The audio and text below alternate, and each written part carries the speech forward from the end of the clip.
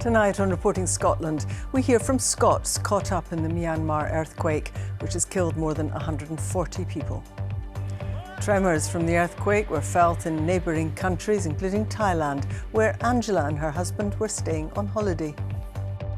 People started screaming and shouting and running out the door. So we started running with them because we didn't know what was happening. Also in tonight's programme, a primary school in East Renfrewshire is targeted in sectarian attacks. St Joseph's Primary School in Busby's play area has been set on fire twice. The local MSP says the community's been left stupefied and distressed. Stop him! He stole from us! Stop him! A special police unit to tackle shoplifting is set up with funds from the Scottish Government. A cargo ship involved in a crash with an oil tanker in the North Sea earlier this month is towed to Aberdeen. Coming up in the sport, the Premiership is back after the international break, and as we approach the business end of the season, the race for a place in the top six is heating up. Hello, I'm Sally Magnuson. Welcome to Friday's programme.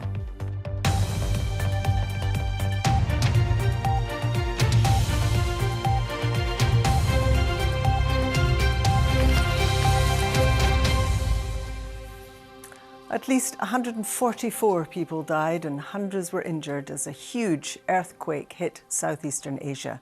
The epicentre of the 7.7 magnitude quake was in Myanmar, where dozens have died. It was also felt hundreds of miles away in Thailand. Katrina Renton has been speaking to some of the Scots caught up in the disaster. The terrifying images as the earthquake hits. This Bangkok building reduced to rubble in seconds. Fraser Morton from Dunbar was shopping in one of the city's malls. Within a matter of, it's 2 seconds, it just became apparent that, it was pretty serious, and people started to scream and to run to the escalators. You're just hoping that you can make it out in time. So by the time I got down to the second floor, it was pretty... it's pretty intense. A lot of people screaming, a lot of panic. You're hearing crashing in the building. And then we get outside and there's kind of nowhere to go because you're just surrounded by high rises. So, it's pretty intense experience. Angela and her husband Douglas were on a holiday of a lifetime when the shopping mall they were in Bangkok descended into chaos. We'd gone in and we went round. We were went to order something and...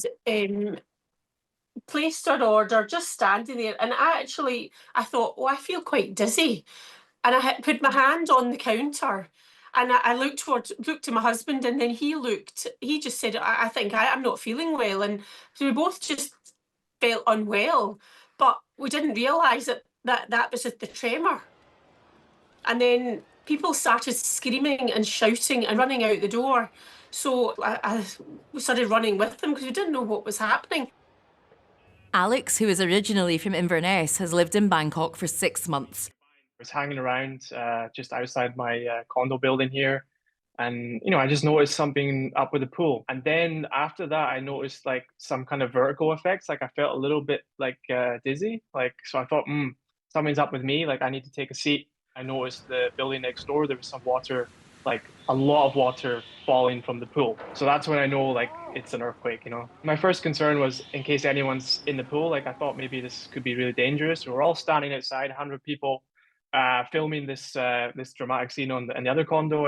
But actually, generally, people were really calm.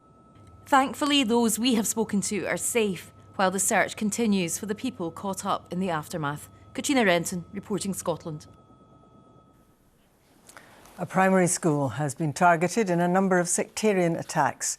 St Joseph's Primary in Busby in East Renfrewshire was sprayed with graffiti, and the children's play area has been set on fire twice. The local MSP has raised the incidents in the Scottish Parliament, saying the community had been left stupefied and distressed. The First Minister has offered to visit the school, as Gillian Sharp reports. The end of a school week here at St Joseph's, but a challenging time for the whole school community. And as you can see, there's considerable damage done to the surface and to the sides. There have been fires in different outdoor areas, and most recently graffiti, now cleaned up, which the head teacher says was anti-Catholic in nature. It has been distressing for our children as they are not familiar with the phraseology that was used in the graffiti. They're not in environments where they would be exposed to any kind of anti-Catholic language, and it's trying to explain to them that actually this is a safe environment and it is a minority of individuals that are causing these issues. Police say they're doing everything they can to trace those responsible and have increased patrols for deterrence and reassurance. Jackson Carlo. Presiding officer, I've been appalled in the last few weeks at an The local MSP raised the issue at Holyrood with the First Minister, John Swinney, suggesting a joint visit to the school. On the outside of the school, where the school is targeted with completely and utterly unacceptable behaviour, which never had any place in Scottish society, and it certainly doesn't have any place in Scottish society in 2025. A visit by the First Minister's been welcomed, a chance to deliver a united message. This is a community that's got multiple faiths. It's got a large Muslim population, large Catholic, large Protestant, Scotland's largest Jewish population, and we all live, work and play harmoniously together. And the interfaith relationships are excellent too. So I think that is the message that we want to convey, that this is unacceptable, totally unacceptable, and that we are a community that wants to stand united and live harmoniously. The council says this is upsetting and disheartening for pupils, staff and the wider school community, and it's working with others to tackle it. Gillian Sharp, reporting Scotland. A special police unit has been set up to tackle the growing problem of shoplifting. The Retail Crime Task Force will concentrate on Edinburgh, Glasgow and Lanarkshire. It's funded by £3 million from the Scottish Government. Shoplifting has risen sharply since the pandemic, as Joanne Macaulay reports. Brazen shoplifting incidents like these on the Royal Mile in Edinburgh have become more common. Stop him! He stole from us! Stop him! The latest annual figures show shoplifting rates were more than 40% higher than before the pandemic, and it's shopkeepers like Glasgow grocer Natalie Lightfoot who are at the sharp end. I've been spat on this week, twice actually, trying to stop people shoplifting. Groups of men, it's not even just one-on-one, it's intimidation. The criminals know they can get away with it. They know that there's no consequences to their actions. 95% of my customers are wonderful. It's just these ones that, just ruin it for you. Shoplifting is also an issue for this gift shop in Edinburgh, where they've installed extra security measures after thieves stole £700 worth of high-end toys in just 2 weeks before Christmas. In a gift shop like this, I think people are stealing to order, I think they're stealing to put onto resale sites, but I think also there is an attitude with some people that I want that, so I'm just going to take it. If we'd have carried on as we were with that 2-week period when the thefts were so high, we just probably would have been out of business by Christmas. Police Scotland say the cost of living crisis, addiction and the involvement of organised crime are all factors, and now they've set up a retail crime task force to try to tackle it. This funding allows us to more intelligently target the key people that we need to deal with and do that more effectively, but it also allows us to start to invest in prevention, to encourage people not to get involved in this type of activity, as well as working with shopkeepers to secure their stores and prevent opportunities for shoplifting. The Retail Crime Task Force will operate in Edinburgh, Glasgow and Lanarkshire, where the problem is most acute, in the hope of addressing the rise in stealing from shops. Joanne Macaulay, reporting Scotland. A former Scottish champion pole vaulter who says she was sexually abused by a coach more than a decade ago has welcomed new safeguarding rules and the lifetime ban given to the man found not guilty of her abuse. Anna Gordon campaigned for more welfare officers and for athletes' claims to be taken seriously by Scottish and UK athletics. Changes have now been made UK-wide. She's been speaking to our sports news correspondent, Chris McLaughlin. 1 foot back, then, and that's where I started from here. Right. Yeah. It's a very weird place to be back in now, given everything that's happened.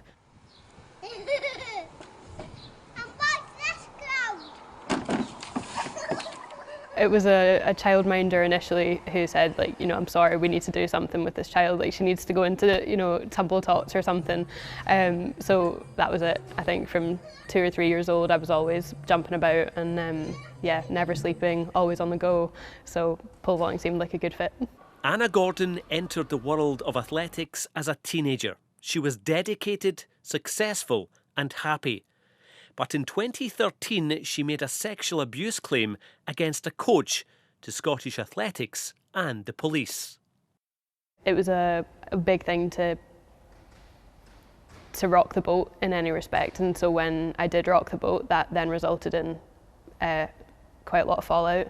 I'd kind of arrive at competitions and be told, like, you know, you don't deserve to be an athlete anymore if you're not going to support all the coaches involved. Then, last month, after years of calling for an internal inquiry, the coach was banned for life by UK Athletics, and the changes Anna was pushing for were finally implemented across the UK. When you're involved in a cause, you know, yes, it's important to raise concerns when there are concerns. It's equally important to then come back and say, yes, these have been addressed, yes, things are better, and yes, people are safe now, people are safer than they were. And yeah, I think, you know, if I had a child now, I would put them into the sport. I wouldn't have said that before. But why did it take so long for that to be the case? I mean, Scottish athletics failed Anna Gordon and athletes like her, didn't it? Yeah, at that time, I think we've acknowledged that in our statement in February to point out and apologise to the athletes involved, because in our opinion, absolutely the sport was responsible for investigating that case at the time, and we're confident it would have led to the same outcome as we've got to now. And yeah, ultimately that should have happened 12 years ago, unfortunately. Yeah, it's down here. It's got the Scotland flag and Anna on it. During filming, Anna noticed her old kit is still in the building she last trained in 8 years ago. Very strange. She's reflective on the journey she's had to take. That's the complex part of it, you know, because it does feel good that change has been made and appropriate outcomes are now being reached. You're never going to take away what happened to me. Like, you know, there's nothing anyone can do that can change that, really. You can't change the past, but you can change the future, and I think that's what's important here.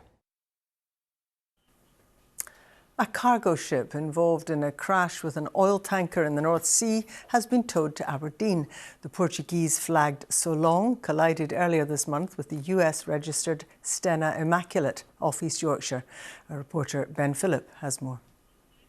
Well, the Solong was towed into Aberdeen South Harbour just after 7 o'clock this morning after making the slow journey up the east coast of the UK over the last few days. It's the first time the vessel has been at shore since being involved in that collision just over 2 weeks ago. And as it was docking here this morning, we could see up close the extent of the damage. The ship and containers burnt and discoloured after being on fire for several days. The owners of the Solong say the vessel will now be investigated by specialist marine insurers and assessors, and we've seen some of those checks already happening throughout the day. We have to remember this ship is at the centre of a criminal investigation. Its Russian captain has been charged with gross negligence manslaughter and is due to stand trial in England next year. 36 people had to be rescued after this incident. A Filipino crew member from the Solong remains missing and is presumed dead. It's unclear how long the Solong will be docked here in Aberdeen, but investigations are ongoing. Ben Phillip, reporting Scotland, Aberdeen. Some of the day's other stories now. Police are investigating a report of a teacher viewing pornography at a school in the Borders. Police Scotland said it had received a complaint about a man viewing images at Howick High School on Wednesday. Scottish Borders Council said it was aware of the situation but unable to comment on individual staffing matters. Hundreds of Scottish Water staff are taking part in a 24-hour strike over pay. Talks between the publicly owned organisation and 3 major unions broke down over an offer which Scottish Water says is worth 3.4%. Unions have accused bosses of watering down a previous offer. Scottish Water says it's fair and progressive. Scotland could have the cheapest energy bills in Europe. That's the claim from the boss of the UK's largest domestic and energy supplier, Octopus, who says regional pricing would save each of us hundreds of pounds. But the rival head of Scottish Power believes this would actually result in a postcode lottery. Both industry leaders have been speaking to our environment and energy correspondent, Kevin Keane. We're a nation powered by wind, and although we sometimes need fossil fuels to generate electricity, Scotland is a net exporter of renewables, thanks to giant wind farms like this one off the coast of Angus. Here we're obviously looking at Scotland, and you can see we've got a bunch of wind farms. That's a resource that Greg Jackson has capitalised on since he founded Octopus Energy, now the UK's biggest domestic electricity supplier. He wants Scotland's energy bills to reflect the type of power this country produces. How sure are you that with that system it would mean cheaper electricity? A load of other countries do the same. And essentially you break the country up into zones, and instead of the electricity price being set by the most expensive electricity in the whole nation, you base it on local supply and demand. And what it would mean, particularly for Scotland, is that, with a lot of renewable generation, Scottish prices would be cut very significantly from where they are now. But Scottish Power, which owns our biggest onshore wind farm at Whiteley near Glasgow, has a different take. Why is this wind farm here? The wind farm's here because it's windy. The chief executive, Keith Anderson, says billions is already being invested in rewiring the grid to address higher bills. The argument, though, of course, is that zonal pricing will make Scotland have the cheapest bills in Europe. Is that not something that should be given priority? We're very concerned about the level of bills, and we want to see the level of bills coming down. But that's also what's behind the £75 billion of investment in the transmission system, is by delivering all of that, we will remove the current constraints that exist in the system, which will help to bring down the cost of electricity. The Octopus boss believes cheaper electricity would attract more energy-hungry data centres to come to Scotland. But Scottish Power says the priority must be on bringing down bills for everyone across the UK. Kevin Keane, reporting Scotland. News at 7 is on straight after us as usual. What are you focusing on tonight? Hi Sally, well we're going to look at retail crime as well. I'll be joined live in the studio with a convenience store owner who's done the job for decades, so has seen it all, and we'll be getting a frontline verdict on whether or not this new police crime task force is going to work. I've also been catching up with a Scot in Bangkok. He was in a shopping centre building when that earthquake hit and had to get himself out of there, so we're going to be hearing more about his story. And we're going to be talking about dry stain dikes as well. So we've all seen them. There's thousands of miles of them running all throughout Scotland. The people who build them are extremely skilled, but there is concern now that those skills are going to be lost because of people opting now for cheaper fences. So we've spent the day with one 85-year-old from Sutherland who's out fixing up the walls. And they always need people as well. If you find yourself at a loose end in the next month well, or that's so, a really Sally, important story. They can often be very, very beautiful, these walls. Thank you very much indeed, Andrew. 5 months after going into administration, there could be some positive news for Inverness Caledonian Thistle. An offer has been put on the table to buy the football club, which has been facing the prospect of liquidation. Chris McLennan reports. It's a club that's not been without its trouble in recent months, or indeed its existence. But from today, that could all change. Local businessman Alan Savage outlined his bid to save the Highland club. I think you've got to have a leader, and you've got to believe that leader that he's got the right plan and that he's worth following, and you need governance in a business and finance, and I think I bring that to the table. For supporters who've endured a worrying time, the offer is seen as a ray of hope for the club's salvation. Pretty pleased actually, it's a positive move. Good to actually have an offer for the club now on the table after so many months, and the fact that it's a local businessman who has supported the club so massively this season can only be positive. Just last week, administrators said a deal to sell the football club seemed unachievable, but now with a concrete offer firmly on the table, it seems the future of Caley Thistle is looking a bit brighter. Well, it would have a future, first and foremost. That's the most important thing. I've said that from the outset, is that it just doesn't bear thinking about that we don't have an Inverness Caledonian Thistle in the next 3, 5, 7 years. for the young kids in this area to aspire to play for, and for the fans to come and watch. You know, we've achieved so much in 30 years, we can't let that go. With there now an offer on the table, there could be a new chapter in the history of Caley Thistle. Chris McLennan, reporting Scotland, Inverness. And more football now to follow, if I'm Buckle up, right. Sally, I've got plenty of football chat for you, absolutely. Stay tuned for all this. Thank you. Hello there. Well, Hearts boss Neil Critchley has urged his side to attack the final few weeks of the season as they target the top six and a place in the Scottish Cup final. They travel to leaders Celtic tomorrow before games against two other teams hoping to finish in the top half of the table, Dundee United and Motherwell. Then there is that semi-final against Aberdeen at Hampden before the post-split fixtures. I think the break has just given everyone a chance to breathe a little bit, and we want to. I think there's only 7-8 weeks, something like that left. It'll fly by, and we're ready to attack the last period of the season. 9, hopefully 10 games left maximum. That's it. So we're ready to go. We're fresh. We're positive. We're looking forward to a really exciting end to the season. Celtic will be without Kasper Schmeichel for tomorrow's clash, but Brendan Rodgers is unsure about the extent of the Denmark goalkeeper's shoulder injury. The 38-year-old picked up the knock during his country's Nations League defeat to Portugal on Sunday.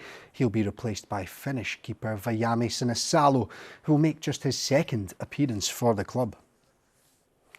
Hibs are the team to catch in third place, and David Gray admits his players need to adopt a different mentality from when they were fighting their way up the table. A run of 14 league games without defeat has turned things around for the Easter Road side, and ahead of tomorrow's visit of St Johnstone, Gray says they need to maintain their focus.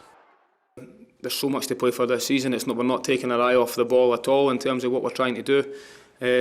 As I said to the players, before we played Kilmarnock, we're in a different situation now, which is we're the team being chased. So rather than us chasing everyone to try and catch the team in front of us, everyone's trying to catch us now, and we need to make sure that it's a different mentality, and a mentality that we're desperate to try and stay there and do everything we can to do that, and that's the focus between now and the end of the season.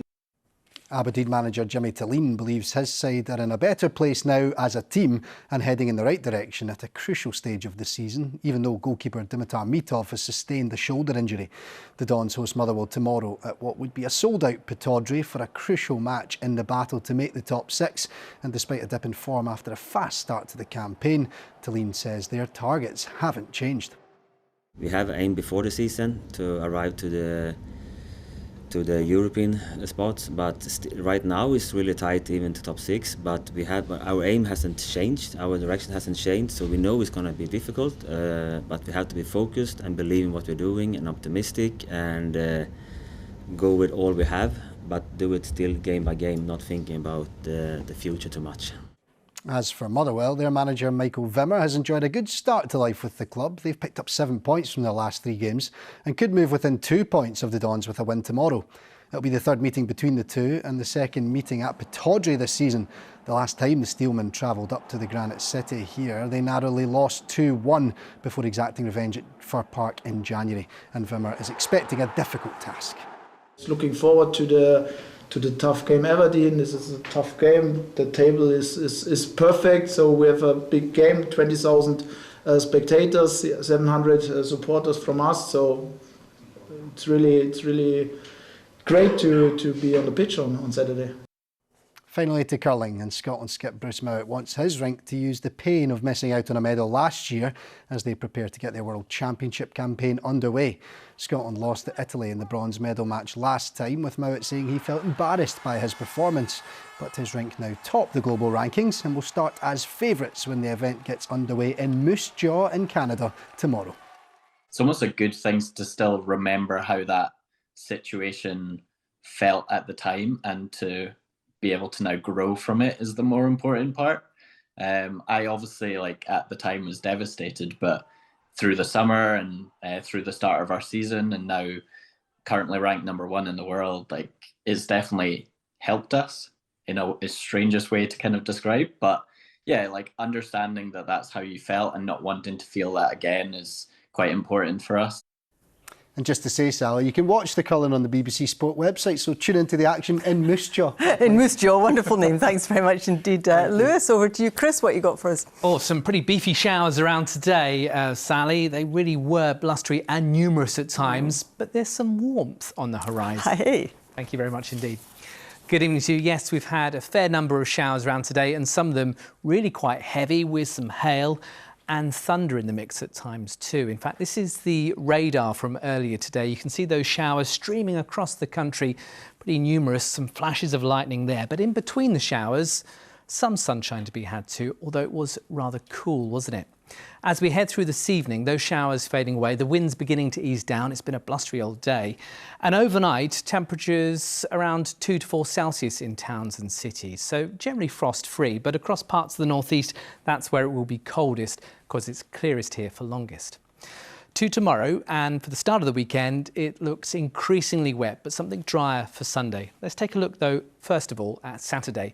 It's a dry but cloudy start. The best chance of any brighter weather in the morning in the east, and then the cloud thickens. The rain arrives, certainly through Argyll, the Highlands and Islands, the far north, and in towards Grampian, and then through the central lowlands and the south as we head through towards Saturday lunchtime and Saturday afternoon. So here's a snapshot mid-afternoon tomorrow.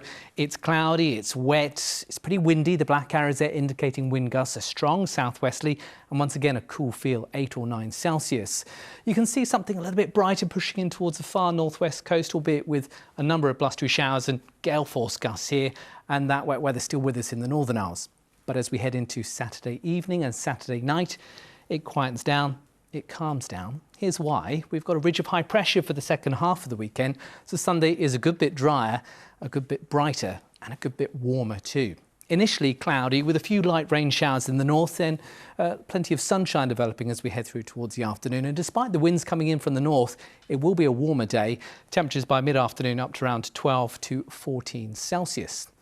And then beyond Sunday into Monday, we've got a lot of cloud around, a few showers in the northwest, but look at the temperatures in the northeast creeping up to 18 degrees, a sign of things to come, because next week, this is the position of the jet stream. It's an Omega block, and that means we've got high pressure developing to the south of it and overhead us.